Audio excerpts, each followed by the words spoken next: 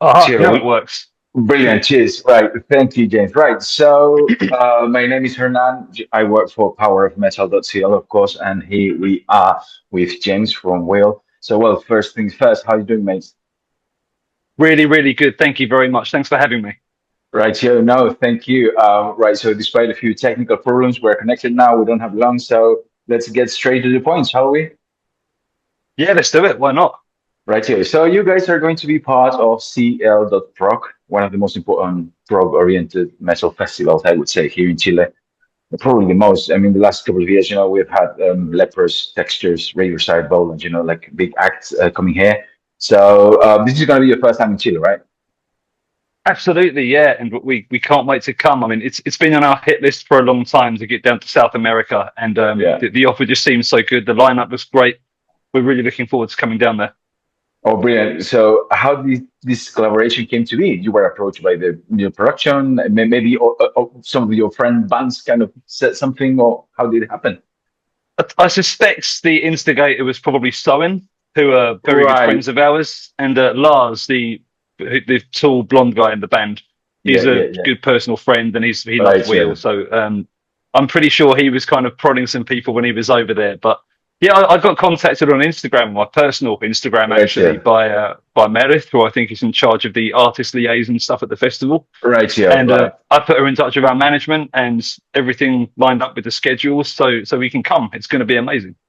I think it's going to be amazing as well. I hope I can be there. I don't live in Santiago, which is where where it takes place, but I'm going to definitely try to make my way there. So, well, you already answered the second question, which was kind of how excited are you to come to the festival? So, I think I think you're very excited. The nice thing now is for people who don't know much about live music and performance. I mean, when you do a normal show, you've got a Yeah, sound check during the day. You can make sure everything I works properly. Then you go to the gig, and there's very little left to chance. yeah, yeah, Whereas yeah. with a festival, you turn up. If you're lucky, you get kind of 40 minutes to just set the gear up, make sure everything works, and then you just go. And particularly with the stuff like we play, the monitoring really Oh, matters. absolutely, So yeah. we've definitely had a baptism by fire with festival shows, I think. And I think this summer just gone, I think it's the first one where we've had it kind of set up in a way where we trust it a little bit, so that monitors are All being right. good, and just less to worry about it for shows. So this is a really good time for us to come to Chile. I'm trying to say we've got our shit together now. So I think very much for the Chileans, they'll be happy we didn't come earlier and we're coming now.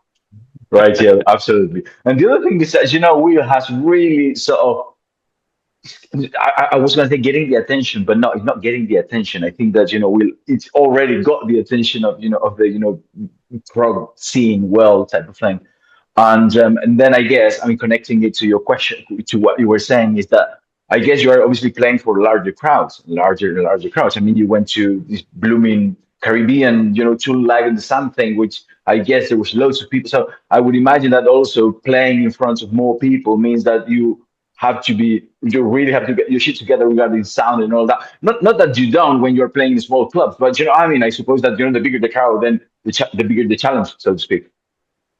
I think it's just practicing anything. It's Murphy's Law. If it can go wrong, it Yeah, will go wrong. And yeah, so many things have gone wrong at our shows that at this point, there's not much that phases us. I mean, right, some of the yeah, early festival shows, we played at a place called Ilosari in Finland.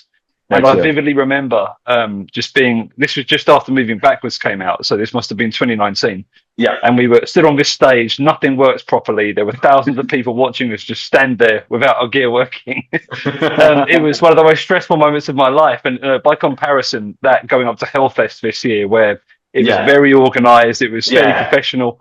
yeah, yeah, yeah, It's yeah. definitely come a long way, but you're right. I think you definitely have to raise the bar the further down the road you get. But we've had lots of good people to learn from. We've toured a lot with Lepros and Soen Yeah, and Bola, like you mentioned before, and yeah, we've learned a lot watching their productions. And we started this kind of later in our lives, so it kind of feels like we're making this very gradual but consistent push up the hill. And the nice thing yeah, about the kind of music we do is, when people are into it, they'll be into it forever. So it's not like these fair weather fans you get when it's more popular music. yeah, And we have such a lovely audience. Many people from Chile as well have contacted us yeah. previously asking us to come. So we're stoked we get to go and play a show for them finally. Yeah, no, it's gonna be brilliant. I think that people's gonna be very excited. Yeah, as for I mean, this is just my opinion, but I think that we prog fans are very sort of, I don't want to say snob, I don't want to offend anybody, but we do pay attention to how things sound, and like the genre itself. So yeah, I think I get what you mean. Yeah. How was this tour live in the Sun Caribbean experience, mate? But it was incredible. There were people in front of us. There was this enormous hotel complex, bigger than anything we've seen in my life, to the left, and then to the right there was the sea. So absolutely beautiful location. We saw some amazing bands there, and tour were just insane. Like I watched them play on the Friday, and it's the best set I've ever seen them do. Like they were just on top of their game. It was excellent. And I would imagine also your old fans. The last few times I've seen them. Fans, I suppose. Yeah, sorry. Yeah. Oh no, not at all. I think there's a bit of a lag. I didn't mean to talk over you. So you're completely right. And the last few times I've seen Tool have been arenas, and this was, I think, max 3,000 people. So it was relatively intimate for a Tool show, and it was great to be kind of up and in the thick of it. It was a really special festival, and like you say, what a location! It was just an insane place to get to go. Oh yeah, absolutely. Did you have the chance to go into the sea at all? Well, we did. We actually did quite a bit of the sightseeing stuff on the Saturday, the day before we played. And unfortunately, this made us miss Primus due to the technical stuff. And that was the band I think I was most excited to see, because I've never seen Primus live. So I was a bit upset about it. But we were at Monkeyland, which was totally worth the detour. We were feeding monkeys instead. Yeah, well, never been there myself. But, well, I suppose that would have been, I guess, your first experience in Central America. So now, just going a bit further down to South America, what can, our fans expect, Chilean fans expect from you? What are you guys preparing? I mean, I would imagine, last album kind of thing, but just talk us through about, set list and stuff. Or not set list, but, I mean, what are you preparing?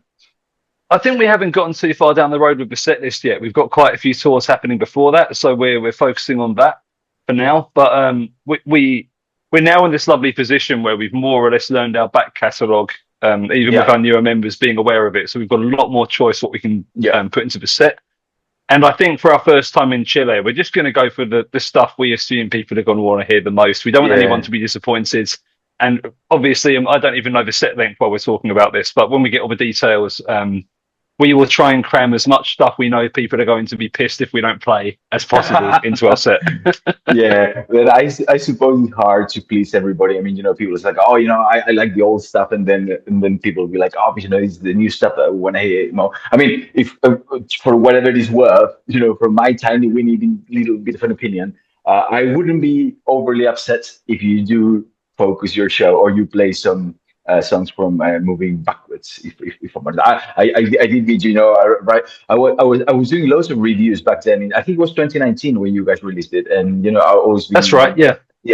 I'm a bit of a prog head, and back then I was doing loads of reviews, new releases. That was kind of my thing in our website and podcast and stuff.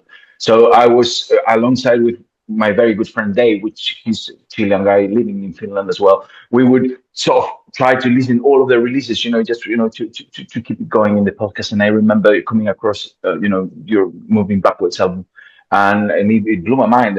And it doesn't stop me. It doesn't stop amazing me the amount of bands from Nordic countries that are being so forward with prog metal, and what name the band, Lepers, Vola, I don't know, loads of bands, and in that context I wanted to, well, first of all, kind of tell you, please play some Moving Backwards when you come, but then I wanted to connect that to the point that I think I kind of hinted in the beginning, with all these amazing bands coming from that part of the world, what do you think what are the reasons, the factors, things that have contributed for Wheel to grow so rapidly, and all that? What makes you different? How did you position yourself in that scene? I mean, like, it's a good question, and I completely get it. I think we work extremely hard on what we do, of course. And I write nearly all of our music, and it's a very intensive, long process. Back when I was writing more contemporary stuff, in the morning I'd have nothing. By the evening, I'd have a produced demo with lyrics and all backing vocals in there. So basically good to go. With this stuff, it can take years sometimes to finish a song. Just because there's so much experimentation and tweaking over time. So there's that side of it, but also we've got excellent management. Like very early on, we started working with, you might know Apocalyptica, if you know Finnish bands, and their manager came to our second ever show, and we've been working with them ever since. And you know, we cannot understate how much that has helped. Like just things like he said he wanted us to do 2 EPs before we do an album, and we didn't want to do that. We wanted to make an album, but it was very good advice regarding how much better position we were for people to listen to moving backwards. So yeah, we are humbled by how great our team is, and the longer we exist, the more wonderful people have joined it. So don't get me wrong, we're all very into playing our instruments well. We practice a lot and we put a lot into our end of stuff, but we have a great team and we would not be here without it. That's really important because, you know, like again, in the prog metal scene, you know, loads of people can play really difficult stuff, but I think it sort of it transpires, and it's very evident when a band, when they're friends, you know, when they have like a good thing going on, and that just, I think that translates into the emotional side of the music that, you know, sometimes can be labeled as cold, you know, because it is so technical. But I believe that, or in my humble opinion, I think that the wheel is one of those acts that actually is able to put loads of feeling into what you do. So I would imagine that that's also us, you know, that has helped a lot. But I appreciate it. Thank you for the kind words. And yeah, totally. We are always mindful not to make it too technical. Like my kind of general guideline is I don't want it to feel like you need a music degree to enjoy our music, because I think that defeats the whole purpose. You know, it's a communication tool. There's the language of the lyrics, of course, but even in the music part, I think if it feels good and if it sounds good, it should be there. If it's just technical for the sake of being technical, that's not really what I'm interested in. Like I think there are some great bands who really go further down that path, and you know, way more intelligent than I am regarding putting this stuff together. But I've always been more interested in the mood and the vibe and the feel and the structure and the arrangement. Like that's what really gets me excited. I'm so sorry to do this. I need to end this interview because the next one's going to start. I was gonna say, like, sorry to keep you for longer than I should have, but thank you very much for everything, mate, and we'll see you next year. Pleasure. Hope to see you at the festival. Take care.